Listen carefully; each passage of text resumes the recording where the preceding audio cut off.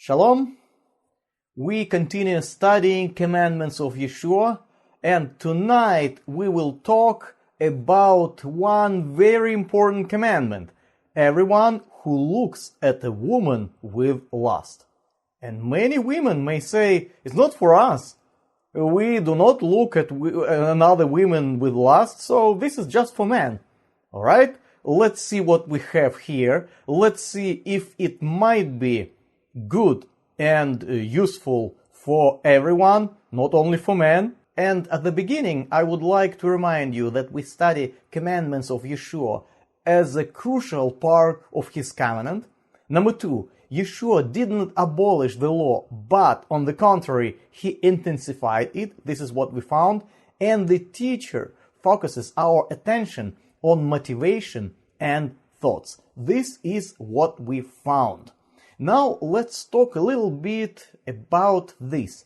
Civil law and criminal law. In the United States, there are two bodies of law. This is civil law and criminal law. What is that? Criminal law, it's about murder, robbery, theft. An example would be like this. Someone is killed.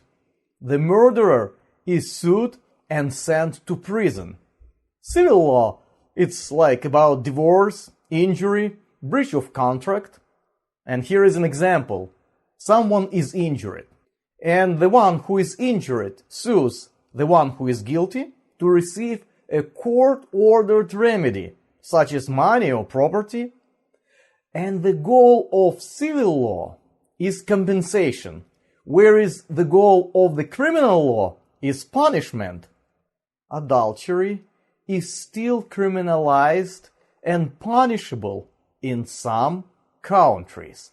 And this is something which is very interesting. Like I said, in some countries. If we talk about some countries which are located in the Middle East, obviously many of them criminalize adultery. But what about Australia, for example? Interestingly enough, adultery is not a crime in Australia. Under Australian federal law, sexual conduct between consenting adults is their private matter. How about the United States? The United States is one of few industrialized countries to have laws criminalizing adultery. It depends on a particular state, but how about Yeshua? Does he criminalize adultery? In other words, does he see this as a part of civil law, or he sees this as a crime? Let's read about his teaching. Let's read his words. Yeshua's teaching looks like this. You have heard that it was said, you shall not commit adultery. You have heard again, you see, we do not read, it is written. You have heard. And it was explained during the previous meeting, you have heard, it means Yeshua is talking, first of all, about the real commandment, and second, about someone's interpretation. Heard and written are not synonyms, so here he is not criticizing the Torah. You shall not commit. When we read this sentence, we see that looks like the sentence you shall not commit concentrates on commit. According to the context, commit is emphasized. In other words, you should not do something. In other words, one has to be punished only as a result of the act of adultery. What does Yeshua say? He says, but I tell you that everyone who looks upon a woman to lust after her has already committed adultery with her in his heart. First of all, let's pay attention to but I tell you. But I tell you. The phrase emphasizes the authority of Yeshua.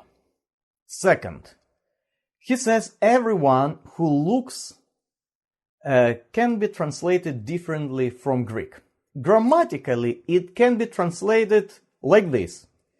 This is the one who looks at a woman with the intention of committing adultery. Another possible translation from Greek is this. This is the one who looks at a woman for the purpose of getting her to lust after him. In any case, here the Greek text uses the participle, blepon, and it refers to a person who continues looking. Why is it important? It is important because this person does not want to stop. This is the issue. I feel that it is harmful. I feel that this is bad for my spiritual condition. I feel that it's not appropriate, but I cannot stop. Or better, I will not stop because I like it. As you can see, what Yeshua teaches us is this. You should not be the person who continues looking, who continues sending signals that something is desired, something which is prohibited. Are those words directed only to men? We should understand a very important principle which stands behind Yeshua's words. Some thoughts and considerations, they precede the act. And it is not productive to see sin as a sort of act. Is this idea new? That sin is not just an act, that sin is condition, that sin is rooted in looking, in considering. No, this idea is not new. Sirach, chapter 8, verse 9, this is non-canonical book, but it says a very interesting thing. Turn away your eyes from a shapely woman, and do not gaze at beauty belonging to another. Many have been seduced by a woman's beauty, and by it passion is kindled like a fire. So, is Yeshua's idea new? Not at all. If this idea is not new, why does Yeshua teach it? The answer is simple, because people know about that, but they do not practice that. And it's a good time for us to think, when we see something inappropriate, do we keep looking or we turn away as soon as possible? And if your right eye causes you to stumble, gouge it out and throw it away. It is better for you that one part of your body should be destroyed than that your whole body be thrown into Gehenna. Why do we have the right eye? The right hand is understandable. Next verse, which we are familiar with, is about the right hand. But why do we have the right eye? It's very interesting. I found the answer. In order to understand that, we should imagine how warriors used their shields. A shield was typically held by the right hand, hiding the left eye, whereas the right eye would be used to look at the enemy. Soldiers without right eyes are useless, completely useless.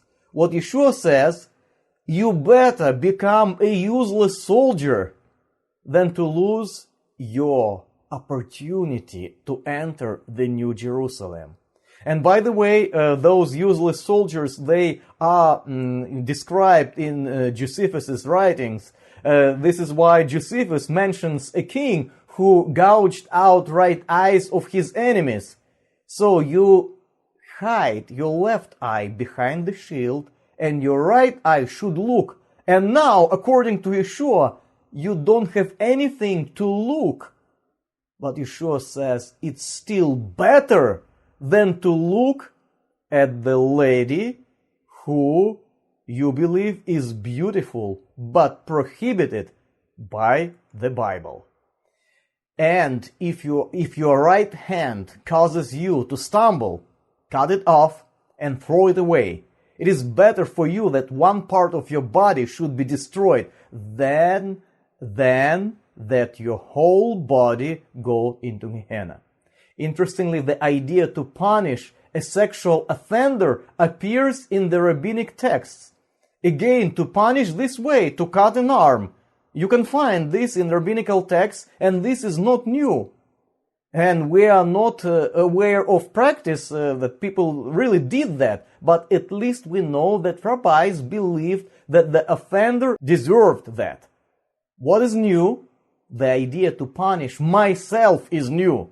As you can see, rabbis would say a person who is a sexual offender deserves to lose a hand.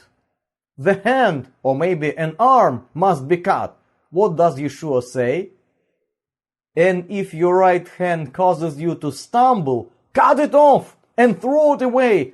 Not someone, but I should punish myself. What is new? The idea to punish myself is new. I do not want to be punished. I do not want to punish myself. I want to protect myself. But Yeshua says, no, if you're about to sin, you better think about punishing yourself. Should I do it literally? Should I cut my own hand? No. Yeshua uses hyperbolic language here. Neither apostles nor early Christians practice cutting their own limbs. But the main thing is, here is the question, how do I judge myself? Do I believe I deserve to be judged better and easier than other people? Or I am ready to judge and punish myself? And even if I do not believe I am the worst person in the world, Yeshua says, as soon as you look with lust, you deserve to be punished. And you better punish yourself. Then I will punish you, and you will go into the eternal fire. Do I understand my responsibility today? This is the question.